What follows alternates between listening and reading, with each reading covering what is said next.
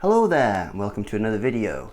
So recently here in Japan, all the elementary school students have been given these iPads. So I'd like to talk about 5 ways that you can use an iPad in your lesson to help you teach English. Alright, so number 1, we are going to use the iPad as a whiteboard. Now, why wouldn't you just use a whiteboard? Well, if you've got a class of 42 kids, you probably don't have 42 whiteboards. So if you use the iPad, every student can have their own whiteboard. And also it means you don't have to give out pens, you don't have problems where the pen explodes and fires ink everywhere and the students are covered in ink. You don't have to worry about handing them all out and collecting them all back up at the end of the lesson and cleaning them off. So how do we use this as a whiteboard? Well, it's very easy. On your iPad you have this Notes application. So you just go to Notes and you just maximize the screen.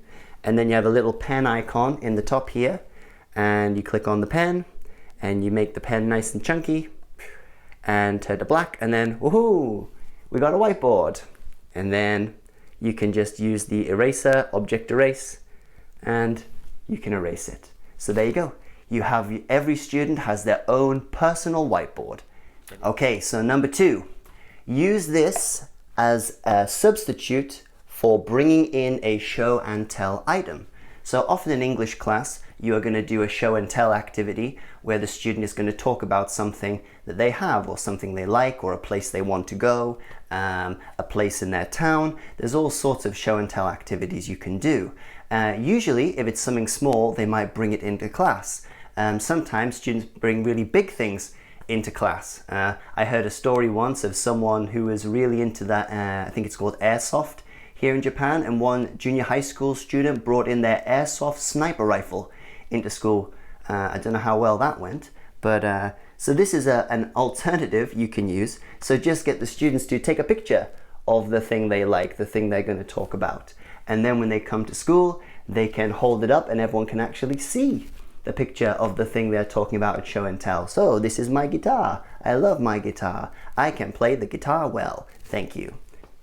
So building on from this activity, you can have the students create a folder on their iPad of their favorite things, the things that they love. So over time you can build up this folder they have, and then when they do their self-introduction practice, they can bring out their iPad and they can start flicking through and showing all the things they like. So usually when they do a self-introduction, they will just say the same thing over and over and over again.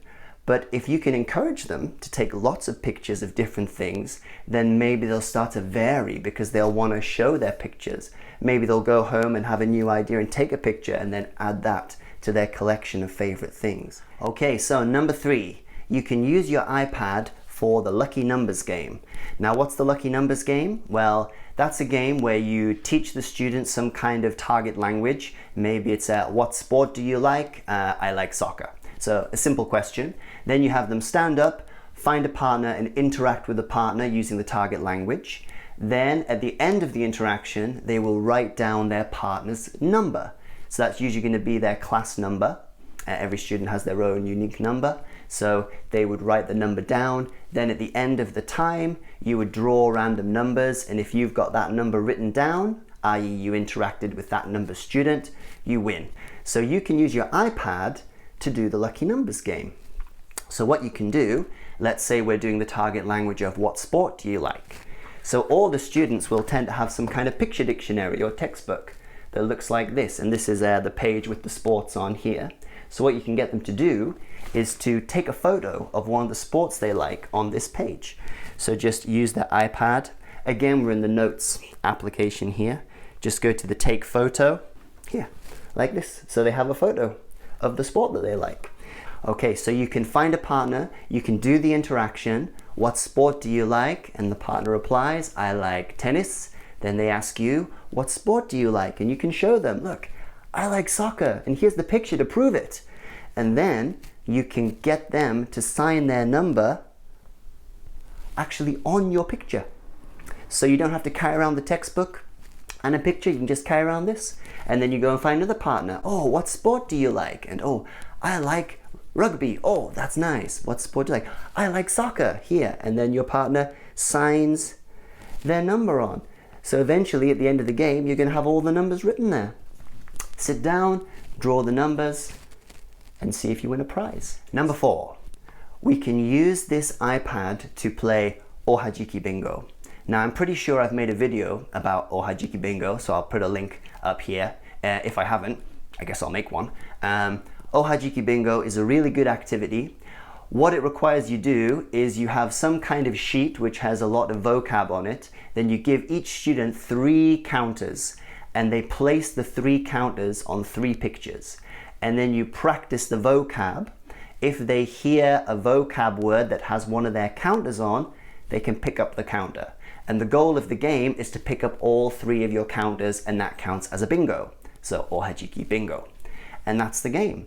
But what it requires you do is to have everyone have a sheet with all the vocab written on it. It then requires you to hand out 3 counters to every student. And if you have a class of 40 kids, you know, that's a lot of counters you got to buy to hand out to kids. So we can use the iPad to do Hajiki Bingo. So all you're going to do, oh, cancel that. So all you're going to do is have them take a picture of the vocab that you are studying, again, from your picture dictionary. Have them take a picture. So let's say we were doing sports, and then you just have them select their chunky marker pen and just make it a little bit see-through, and then they can just draw 3 counters. 1, 2, 3. They can just draw 3 counters straight onto the page, and then you can start doing the activity. You don't have to hand out counters. You don't have to collect them at the end. They can just draw these 3 big blobs. Let's go. And then you start calling out the sports. So volleyball, they look, volleyball, don't have one. Then you can say swimming, no swimming, but they repeat swimming. Then table tennis, oh, table tennis, yes, I got it. So they can erase table tennis. Next one, baseball, oh, baseball, no. Soccer, oh, yes, I did it, soccer. And then once they've erased all 3, bingo, they're a winner. So that's another great way you can use the iPad for Hajiki Bingo. That means you don't have to go out and buy a load of counters. You don't have to remember to take them to class. You don't have to hand them all out. You don't have to collect them all up. You don't have to worry about students losing them or eating them. So give it a try, Hajiki Bingo on your iPad. Okay, so number 5, here we go. This is the last one. So you can use your iPad to do noughts and crosses. Yes, classic noughts and crosses as a way of practicing vocabulary words or even whole questions. Before the lesson begins, you can place cards on the blackboard of the questions or the vocab that you want the students to use in the game. Then, as they come into the room, have them take a photo of the blackboard with the cards on, arranged in a grid like this. Then they've got these set of vocab words. And then all they're going to do is make a pair and play noughts and crosses using this as the grid. Really simple, super easy. In this case, I've got questions. So what you could do for this is have them answer the question.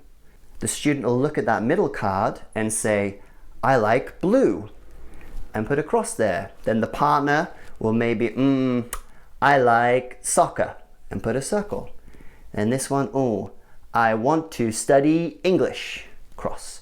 And this one, oh, my birthday is September 8th, and circle.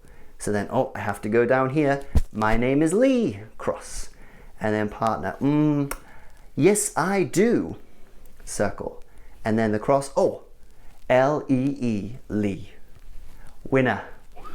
Noughts and crosses, using questions. Very easy.